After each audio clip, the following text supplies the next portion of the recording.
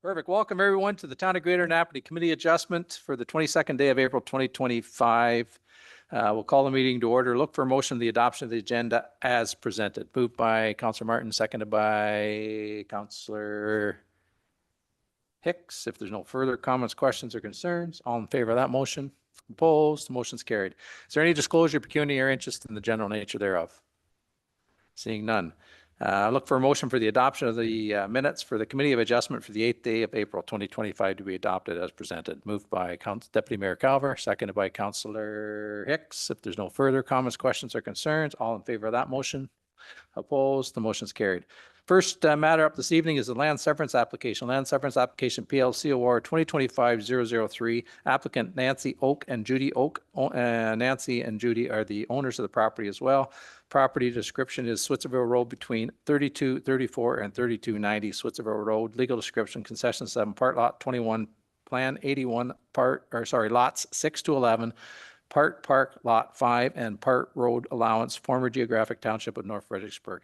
Before we get started, is there anyone here to speak for or against this application? And I know that there's folks here.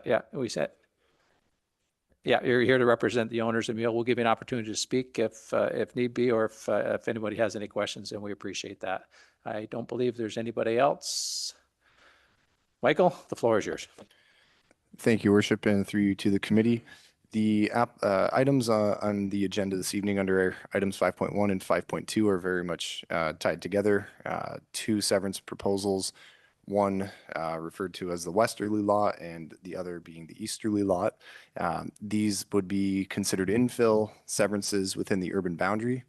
So this, our policy direction very much encourages this, where in the fringe designation that part of the property is in, that sufficient road frontage is retained for potential future access needs to the interior of the balance of the parcel. The two severances propose to leave a substantial width between those parcels of approximately 40 meters, I believe, 47 meters. And this would be ample space for the establishment of a future road or access way into this property at some point in the future. We're just looking to retain access at some point so that the balance of that property does not become landlocked. With the item under item 5.1, this would be the westerly parcel.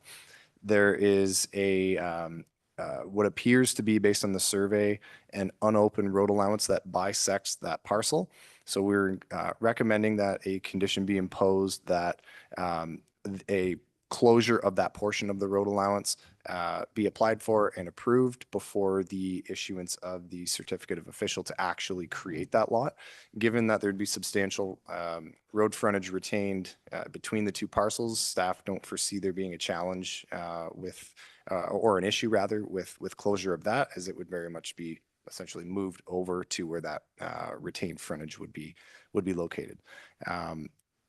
We're also recommending that wells be installed as usual, given that there is no municipal services here, and due to the density of development in the area, we're recommending that a hydrogeological evaluation be undertaken to ensure no impacts to off-site properties are taking place with the new wells installations, and to prove adequacy of supply and quality of water for both lots proposed to be created. So I spoke about both lots kind of in conjunction, but I did just want to highlight the unopened road allowance bisecting the lot proposed under item 5.1.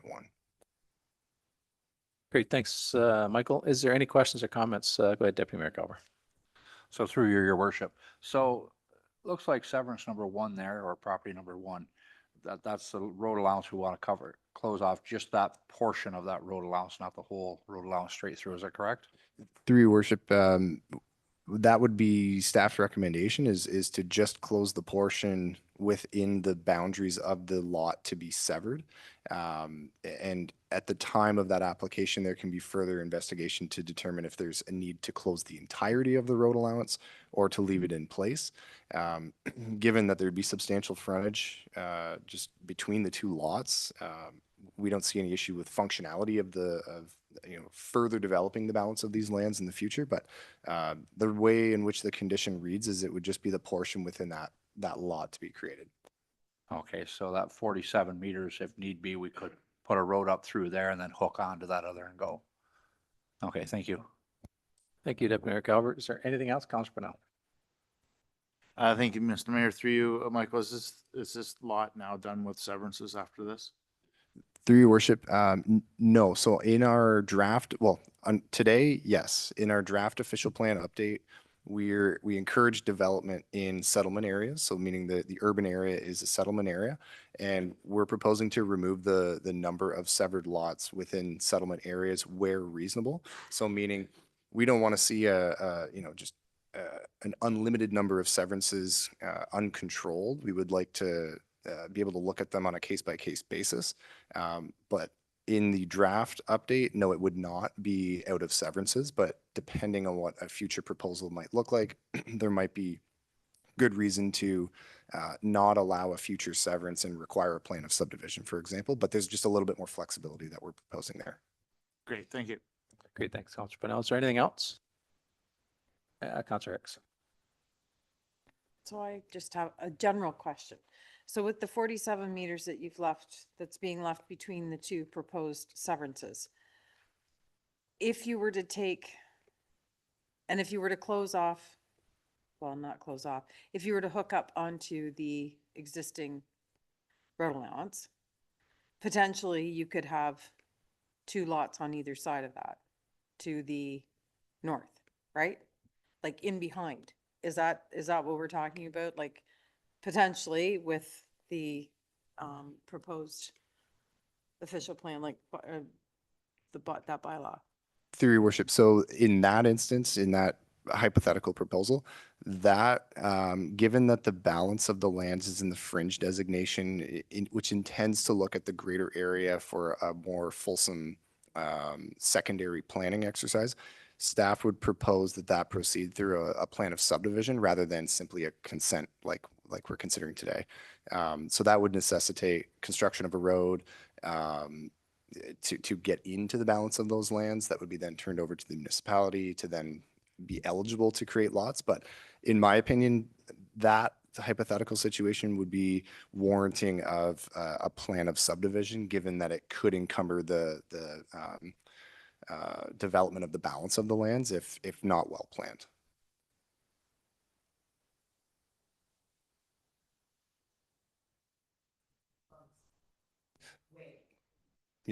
Yep, through your worship, there would be that ability. It would just be the mechanism in which that would proceed. Great, thanks, Councilor Hicks. Is there anything else? Seeing none, we do have a recommendation that the committee receive for information the technical report regarding application PLCOR 2025-003, and further that the application to sever a 0.8 hectare lot from a 20 hectare rural property be granted, subject to a number of conditions that are contained within this evening's report. Moved by Councilor Shank, second by Councilor Pennell. If there's no further comments, questions, or concerns, all in favor of that motion? Opposed? Motion's carried.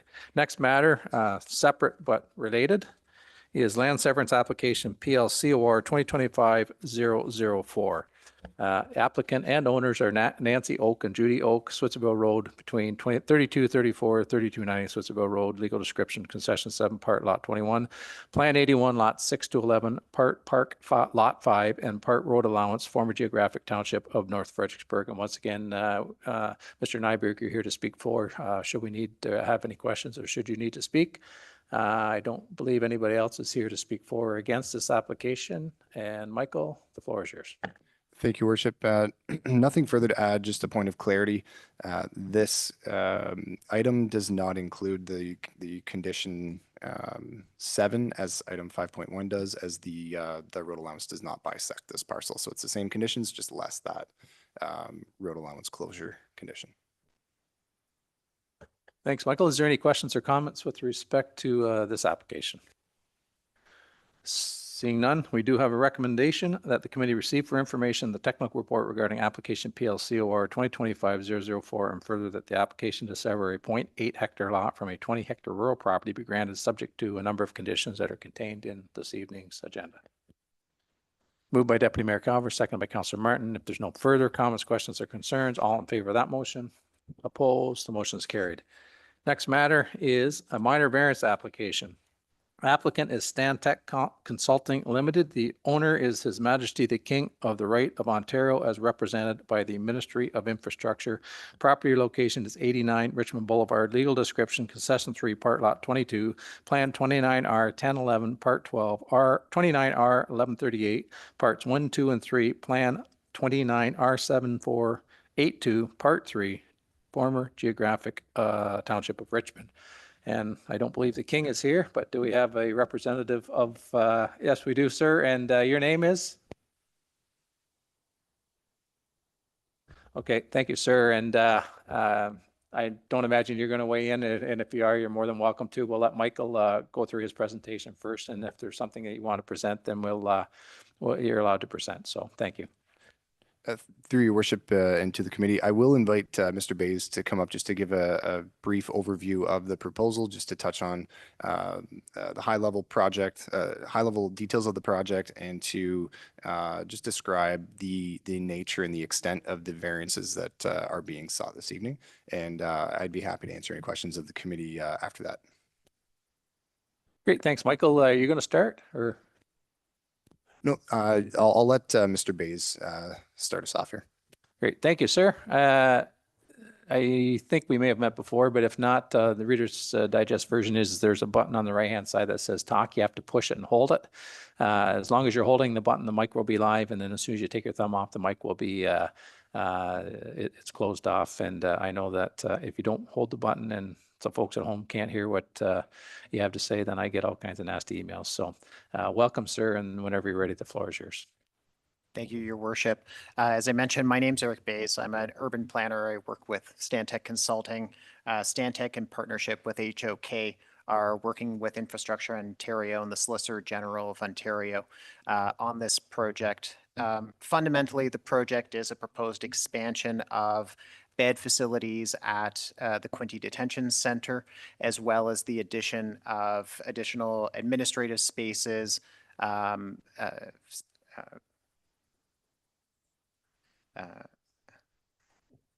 both administrative spaces, inmate intake area, as well as expanded parking spaces for both visitors and for employees. There's as I mentioned, 66 beds in total. They're intended to accommodate female offenders. Besides that, fundamentally, there's no changes proposed to the existing facility. This would be an addition that's to the north and the west of the facility. They'd be connected in with each other. Modifications to sort of besides the actual structure would be reconfiguring parking, separating out the primary access, which would be for visitors and for employees, and then a separate Sally Port access that would provide to a dedicated inmate intake area. I believe Mr. Nobes will go through the variances, but I am here to explain any of the details and some of the reasons for those. Yeah, great. Thank you, sir. And I think we'll just hold the questions till Michael does his presentation, and then we'll open the floor to council to ask any questions. So go ahead, Michael. Thank you, Your Worship, and through you to the committee. Item 1 that is being sought, a variance is being sought for, is related to the front yard setback of both the principal building itself and the existing accessory building to the west. So the proposed principal building will be requiring a relief of 3 meters to the front lot line, and the accessory building 4 meters.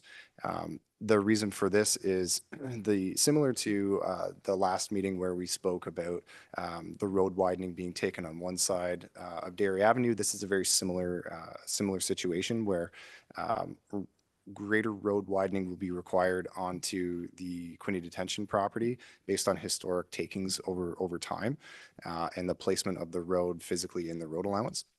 So from an aesthetics perspective, staff don't see an issue with both areas of relief. It would be quite modest from the streetscape ultimately. Additionally, a setback reduction of 0.9 meters for the accessory building to the side lot line is being sought. This is, I believe it's the existing building detached that is unfortunately just not complying today. We're looking to just formalize that through the variance. In addition to the front yard setback requirement, the reduction in, the same goes for the minimum centerline setback from the road, which again, we spoke to similarly regarding the Dairy Avenue proposal at the last meeting. So there's a relief of 1.3 meters from the centerline setback just based on where the road is physically located in that road allowance.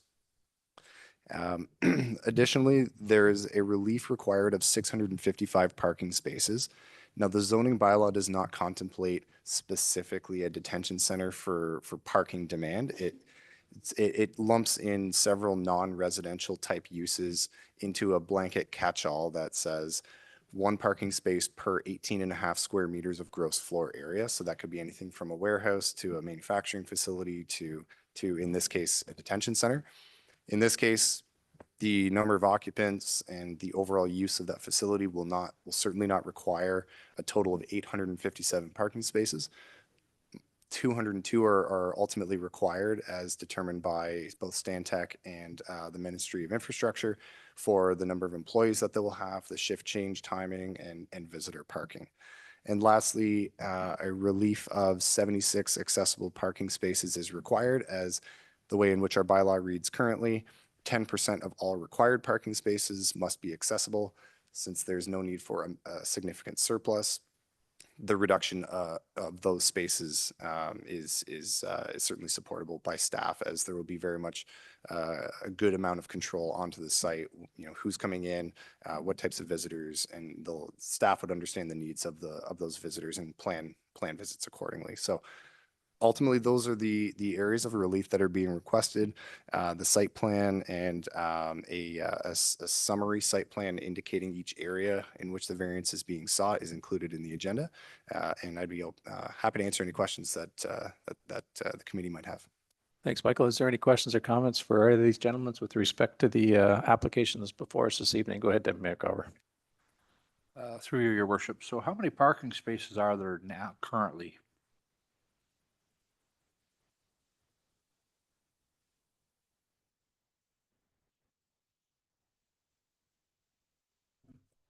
Through your worship, I actually don't have that number, and there's two reasons for that. One is, but the main reason is that there's a large chunk of the area property just to the east of the, I'll call it the real parking area, that is sort of a gravel and grassed area that is used kind of informally for parking. So it's sort of a vague number. What I can tell you at least is that the number that we're requesting, the 202, is based on a combination of just combining staff per shift, the requirement at a turnover, as well as the amount of parking that would be required for day-to-day visitors.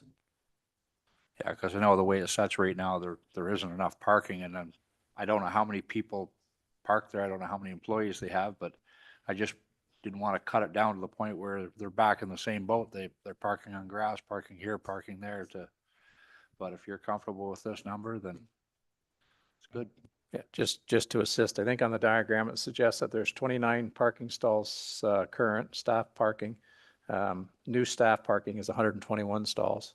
And then that suggests that there's new public parking, 29 stalls, 4 of which are accessible. And new staff parking, 26 stalls, 6 that are accessible. That's what the drawing shows, but I was out inquiring about what they're parking on the grass and everything else. Yeah.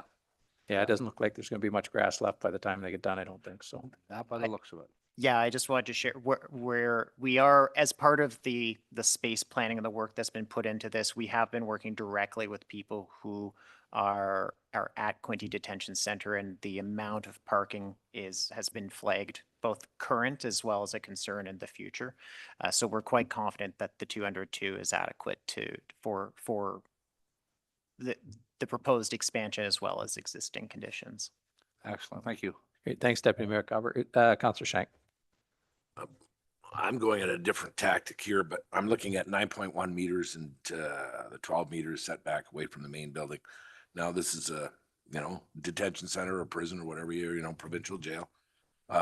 When you look at the proximity between your main housing, all right, for your expansion, And then you look at, you have KFC, you have, you know, a commercial court right beside it.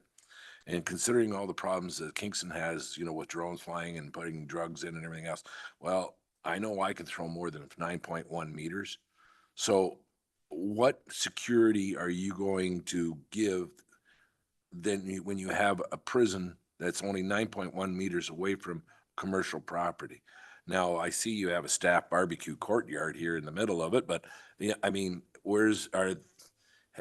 I imagine the powers to be would have looked into this, but my concern is that more of the security, more of the drugs, more of the other stuff, when you have such clocks, so close a proximity between a provincial jail and you're only 9.1 meters away from a commercially owned property. So explain that thought process here.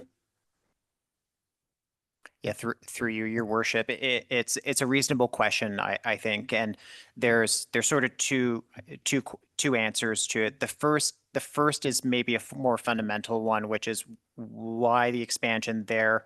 There's certainly quite a bit of space to the north of it between the 401 and the facility, and that ultimately comes down to the creek that traverses the site. So it actually does have a flood elevation that creates a floodplain with a setback, and then there's also an erosion setback along there as well. So that sort of shifted this property or the building to the south, and also to the west.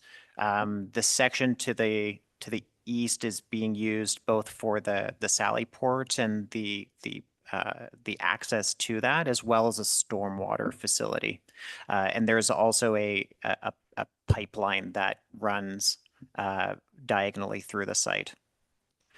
So there's a couple of those features. In terms of the concern related to unauthorized deliveries, it's a problem that's happening in prisons across Canada, and there's different types of technology, exclusion methods that admittedly I'm not the best person to be speaking to about those details.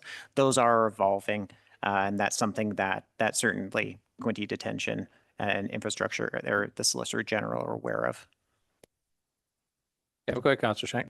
So may I ask, is there an exercise yard here that I'm thinking when you such close proximity and you have a family that's stopping at a restaurant going out, can they hear any of the language or anything else that's being done in that prison when you have, you know, that's where I have my, you know, somebody that's going to stop, oh, come on, visit Napanee, and oh, by the way, while you're having your dinner, you can hear a prison right beside you. Through you, your worship. So there are small outdoor amenity spaces immediately to the north of the beds. They're a fair distance from where the actual buildings are on the abutting property, and they are quite small in nature. They are enclosed, so it's not kind of an open air yard like you see on the existing facility. Yep, go ahead, Mike. So now that you're proposing this and, you know, with the minor variance and that, we give you a go ahead and ends up being a problem. What is the municipality's right to say, hey, yeah, this was brought up, this was a current concern? Of course, what does the municipality can do rather than chasing the cattle after the gate's already open? You know what I mean? Like, what can we do as a municipality if there ends up a problem there, or if there ends up being, you know, a security problem with drugs or any other paraphernalia, which I don't need any more in our community. So what can we do as a municipality to protect this when you're proposing this? Through your worship, one mechanism that comes to mind is a site plan agreement would be needing to be entered into for this development, which is we're not complete with that review yet. The draft agreement hasn't even been penned yet, so there's a lot of opportunity still to build some language into that that could give us some leverage, if you will, to hold the ministry accountable if need be in the future. Getting them to agree in writing on, those sorts of items. I think that's a reasonable avenue that can certainly be taken. Great, thanks. Thanks, Michael. Thanks, Mike. Go ahead, Councillor Hicks. Thank you, Your Worship. Eric, the blue, so I'm looking at the second drawing. The blue line, I can see where there's an existing chain link fence, but now it looks like there's actually going to be, is it an actual solid wall? So there's no visibility through the north side of the property? Because I'm assuming, and I may be wrong, but the open white area is actually outdoor green space or outdoor space for the residents. And then that blue line is actually a solid wall. No, that's a fair question. I see on the plan that I have here, it doesn't explicitly state that. So the gray line that you're looking at there is actually a retaining wall. It doesn't rise above ground level. The way the blue fencing works is that, so that area that would sort of look like a yard is it's a secondary fence. So you see just off of, there's two wings that come up, and there's a little blue fence around that. That is the area where inmates have outdoor amenity area. The balance, those two small rectangles at the north end of each wings, it keeps the inmates separate from each other. The larger area is not intended for inmates to congregate, correct?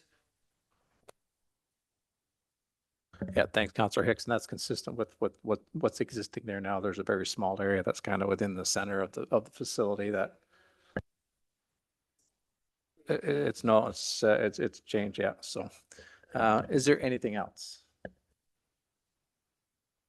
Seeing none, we do have a recommendation that the committee receive for information the technical report regarding application PLVAR 2025-002, and further that the application requesting a variance from the Town of Greater Napanee zoning bylaw 02-22 be as amended be approved with a number of conditions that are contained within our agenda.